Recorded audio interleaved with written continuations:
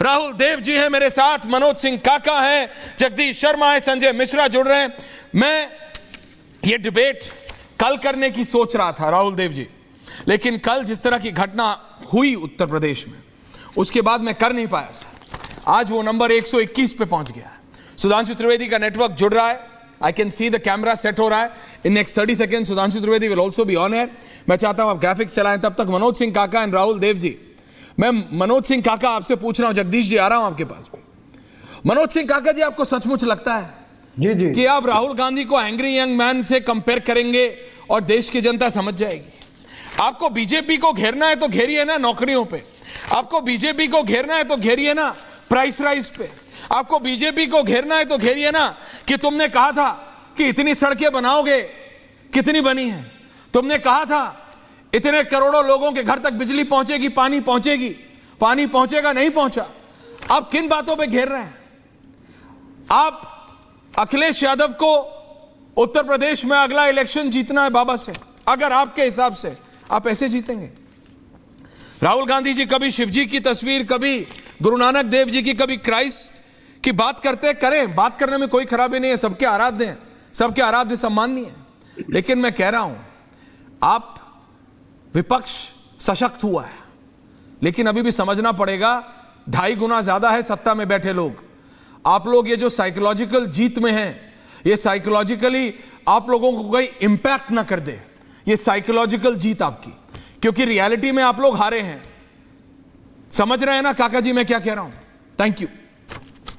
सुधांशु जी। हाँ जी पूरा समझ रहा हूं। अब जवाब दूं please sir, please sir.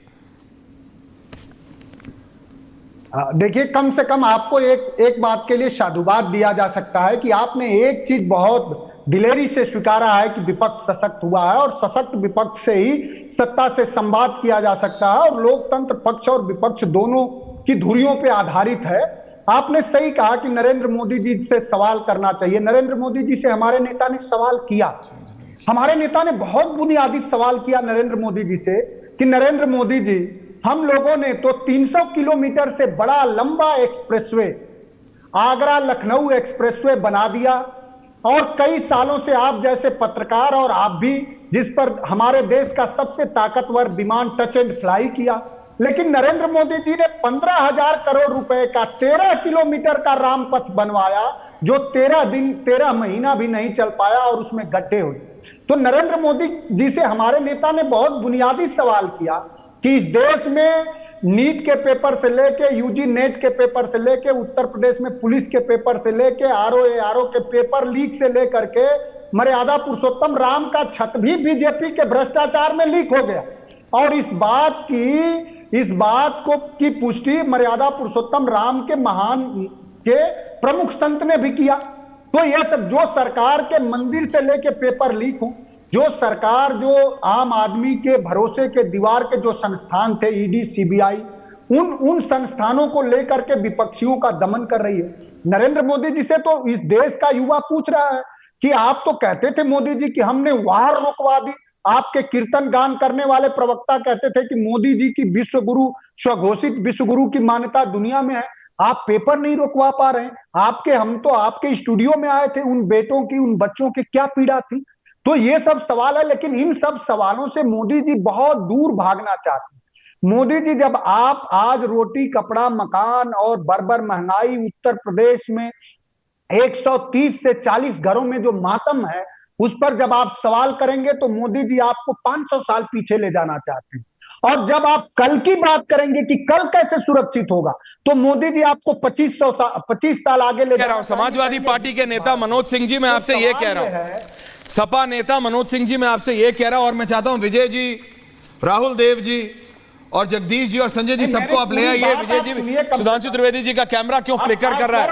Renu Mittal, नहीं, काका जी 3.25 मिनट आपने बोला है, प्लीज रिलैक्स, प्लीज रिलैक्स।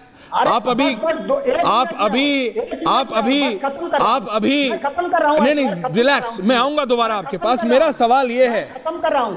अच्छा करिए, बोलिए करिए, बोलिए।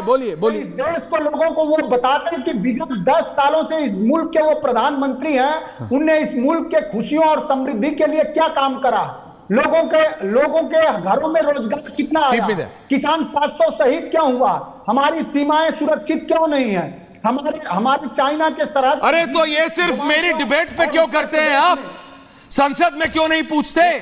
संसद में तो आपके नेता और आपके नेता के प्रिय मित्र, नहीं, आपके एक नेता तो कंधे पे हाथ डाल के क्या करते हैं, मैं कुछ बोल नहीं रहा हूं, लेकिन मैं कह रहा हूं आपके सर्वोच्च नेता के मित्र वहां पे अमिताभ बच्चन के सीक्वल बनाने में लग जाते हैं संसद में, एक एक पॉइंट उनका। Can I have everyone on air now? Manoj ji please now relax. Manoj ji now please relax. मैंने आपको पूरा टाइम दिया, सपा नेता को ऑन एयर रखिए। राहुल देव जी, रेणु मित्तल जी, जगदीश जी, विजय त्रिवेदी जी, सबको लाइए ऑन एयर। सुधांशु जी, विपक्ष कह रहे हैं कि हम अपना काम कर रहे हैं, हमारे नंबर बड़े हैं, हम सशक्त हुए हैं, और जैसे ही हम सशक्त हुए हैं वो कह रहे हैं कि आपको दिक्कत होने लगी है, आप सवाल नहीं हमें, आप हमारे सवालों से थोड़ा हड़बड़ाने लगे हैं। विपक्ष कह रहा है कि वो लगातार 5 साल तक सवाल उठाएगा। जी प्लीज बोलिए, जवाब दीजिए। Thank you. देखिए, सवाल उठाएं, बिल्कुल संसद में हक है, परंतु जो आचरण दिख रहा है उसमें उच्छृंखलता और उद्दंडता अधिक दिख रही है। ये इको हो रहा है, जरा इसको ठीक करवा दीजिएगा। राहुल गांधी जी ने बोला 90 मिनट शांतिपूर्वक उनको सुना गया। खड़गे जी ने बोला राज्यसभा में 90 मिनट, उनको पूरा शांतिपूर्वक सुना गया। मगर जब प्रधानमंत्री जी ने बोलना शुरू किया लोकसभा में, अब देखिए वही हरकत फिर यहां पे हो रही है। ये बोले मनोज जी बीच में नहीं, हम लोगों ने बोला, अब ये करना शुरू हो गए। आप बोलिए ऑन टॉपिक। दर्शकों को ये प्रमाण दे रहे हैं करोड़ों दर्शक ऑन टॉपिक। Thank you. कि जो इन्होंने संसद में किया वो इन्होंने किया। अब मैं बता रहा हूं, देखिए प्रधानमंत्री जी ने बोला, लोकसभा में पूरे उनके उद्बोधन के दौरान नारेबाजी होती रही। राज्यसभा में उन्होंने बोला थोड़ी देर ये लोग शांत रहे, पहले नारेबाजी और फिर वॉकआउट कर गए।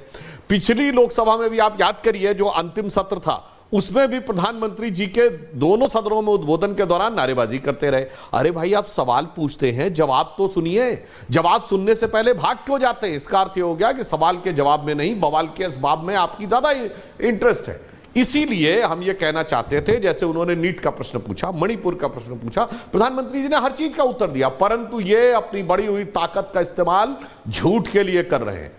राहुल गांधी जी ने लोकसभा में खड़े होकर कहा कोई एमएसपी नहीं दी जा रही, जो सरासर झूठ था। कृषि मंत्री ने तुरंत कहा कि एमएसपी 2.5 गुना बढ़ी है और 23 फसलों पर एमएसपी दी जा रही। ऐसे सदन के पटल पे खड़े होकर झूठ नहीं बोलना चाहिए। फिर उन्होंने कहा अग्निवीर को कोई कंपनसेशन नहीं मिला। रक्षा मंत्री ने खड़े होकर कहा कि जिस अग्निवीर का अजय कुमार का वो जिक्र कर रहे थे, 1 करोड़ रुपए का कंपनसेशन मिला। तो सदन के पटल का झूठ के लिए प्रयोग नहीं करना चाहिए। और झूठ की इंतहा तो यह हो गई कि राहुल गांधी जी भगवान की फोटोएं लेके आने लगे।